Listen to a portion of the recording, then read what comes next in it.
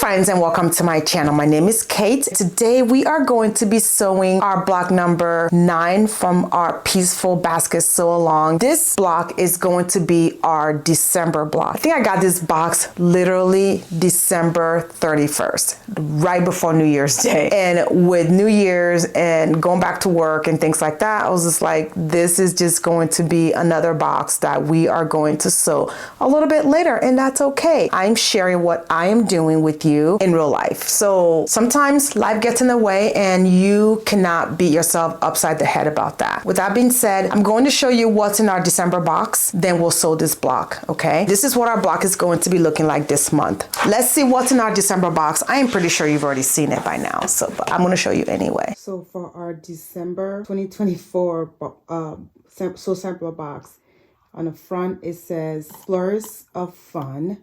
So I'm going to go ahead and open it. In the back of the pamphlet, you get a free socks with a $60 purchase. You kind of have an idea of the kind of fabric we're going to get. This is Snowdrift. From the look of things, it looks like the fabric designer for December was Camille Ross Kelly, and I believe this is her latest fabric. Let's find out the name of it. If you're not keen on using the exclusive pattern, you can use this free pattern right here onto my right and sew that. This is a free pattern on their website as well. So with that being said, let's move on. So right off, we have Camille Ross Kelly, and I think this is the fabric right here. This is Rosemary Cottage. We have another one of the June Taylor project bag right here.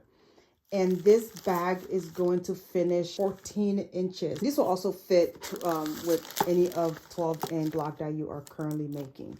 So that's that. And so this right here, it's called a pattern stand. So what it does is, so you will set your pattern on like that when you're sewing. It will slot right in there and you can look at your pattern, and it's a nice to have. It's very sturdy. So that's that. The last thing in our box is this mini cutting mat right here. It is an 8x5. I think this is a sew sampler repeat. So this is the new one that we just received. So it's green on this side and red on this side. And then the previous one that we received is pink on this side and it's blue on this side. So I'm guessing because it is a holiday and it's, you know, it was Christmas time and it's a December box, I think they went with the red and green. Both of them are nice to have. I already have this already, and then now I have this. So I can lay this on the bed of my sewing machine to prevent from scratching. This is going to be our block number 9 that we're going to be sewing during this video. So I'm going to show you the fabric one at a time. This is Rosemary Cottage by Camille Ross Kelly. So this is the fabric that we got this month. So this is a total of 6 fat quarters. Let's just go through it one by one. So this is a blue right here, and this right here is the green. This is kind of like the blue as well. This is a blue, kind of like with her swan pattern. I think they've had this before. I believe if you've been following Bonnie and Camille for a long time, this was in their early bird print, and I believe this one was as well. So this is all we got right here. These are all the items that came in our sew sampler box for December right here, including the pattern stand. So with that being said, let's go on ahead and sew our block number 9 right here, and the name of this block is called Windmill. This is what we're going to be sewing today. We're going to be sewing block number 9. This is called the Windmill basket block. So let's get going, and I'm going to go ahead and sew this block and show you the process of how I am sewing it, so that way hopefully this will help you construct the block, because I understand that it is rather kind of involved blocks, but I try to explain as much as I can. So I have here my pieces all cut out, and these right here tells me the letters that I'm going to be needing. I'm going to omit cutting the pieces needed for these half square triangles. So let's go ahead and sew the block. So the first thing we're going to do here is make our HST from 2 of our background fabrics. Okay, so now all I'm going to do is just trim to the size that it needs to be. All right, so now that it's trimmed, I'm just going to just cut it down the middle. I have both of these completed, and all we need to make is 2. So we are good there. Our next step is to make another half square triangle using also our background colors. I'm just gonna do that real quick. All right, so I have this 2 sewn. These are the 2 that we need. I pressed it, trimmed it, ready to go. So our next step is to assemble this part, but I'm not gonna do that right now. I'm gonna go ahead and sew the component that we need for block completion, okay? So that way, when I am putting together the block, it will make it easier. So we know that we can take our 2 pieces right here, which is our 2 strips. We're going to bring it here. We're going to take this 2 solid here that we're going to need. And before we do that, we are going to sew another super tiny HST, which is what I'm going to do now. Then we will put together the strips. So now I have this super tiny HST here all completed, and we're going to sew them to these solid pieces and making sure that they are going the right direction. So this is when I need to pay attention. Okay, so I'm going to take one of my HST and one of my solid piece. I'm going to sew it with my background going up this way. I think I'm going to press open with my finger before I use an iron. All right, and so this is going to go with our shorter piece. This is going to be going this way. So I'm going to orient it this way so that way I don't mess up. All right, I'm going to put my solid piece here, and I'm going to put my HST with the white part going up this way, and I'm going to sew it exactly that way. So now that this is done, I'm going to sew it like we're supposed to, and I'm going to press to the dark side for this one. All right, so that's done. I think I'm going to go ahead and put the letter on there so that way I know what belongs where. So I'm going to take our shorter piece and I'm going to sew the piece onto it. Press to the dark side with my finger. So now that this part is completed, I'm going to take this solid background and I'm going to take our light background. I'm going to sew it to both ends.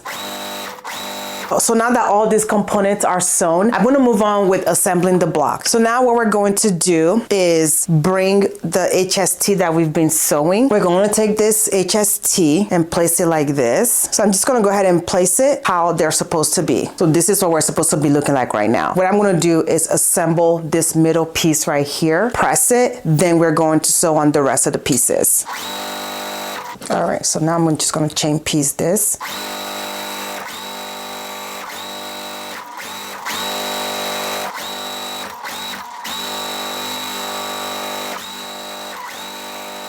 So now that this is done, I'm gonna just check twice to make sure I got everything right before I sew on the component, and they are on right. I'm going to move on with sewing the sides on. So the first thing we're going to do is take our solid piece, put this over like this, and then take our other piece, bring it over like so. What I'm going to do is just sew this part to this part, and then I'm going to bring this over this way.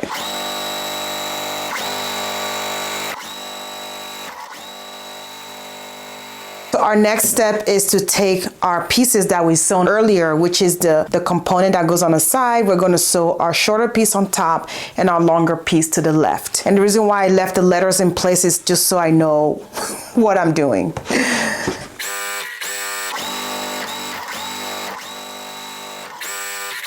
This is what it's looking like right now. I have pressed it. The last thing we're going to do before we sew on the other pieces is just sew this part right here. We're going to sew our shorter piece to the left and our longer piece to the top. So let me do that right now. The next thing we're going to do is take our background. We have 2 of them. Right? We are going to take only one of it and take this piece. We're going to stitch diagonally from here to here. Let's do that. So I just sew on to the corner. I'm going to flip it back to make sure everything matches. I also sew on another stitch over here. So what I'm going to do now is just trim off this part right here. Doesn't matter what ruler I'm using, I just need a straight line, okay? And I'm just gonna trim it off. I'm gonna save this for something else. I've sewn the corner on and I pressed open so that way my fabric will be on flat. And then what we're going to do is this right here is going to be left like this, and I'm gonna put this on top of it like this. And so we know that this has to be the same size. So what we're gonna do is trim from here to here to make 4 pieces. Now I have all the 4 pieces needed to sew onto the corners. So what I'm gonna do is bring this back and place them. It's always a challenge for my eyes to make sure I don't flip them. So now what I'm going to do is just kind of piece it and we will be done with this block. I'm just going to go ahead and trim the block. This is really, really big. If you want to make this a kind of like a wall hanging or door banner, and you want to sew this in a different color, you can, because this block is rather large. So you can do like 4 of different colors. Like one basket will be for spring, and then you can make a summer one, and then you can make a fall, and definitely a Christmas flower basket will be amazing. I'm just throwing an idea out there in case you want to do something for the season using this basket as an alternative. So I'm just gonna trim. Okay, I'm gonna flip it, come back and trim. This is what our block looks like, all completed right here. This is block number 9. So that means we have 3 more boxes left before a new one kicks in. But with that being said, that's all I have for you today. I hope you are having a great day and staying warm wherever you may be. It is January, it's cold in Texas, and I don't like it. Don't forget to subscribe down below, and I would love to see you in my next video. Bye.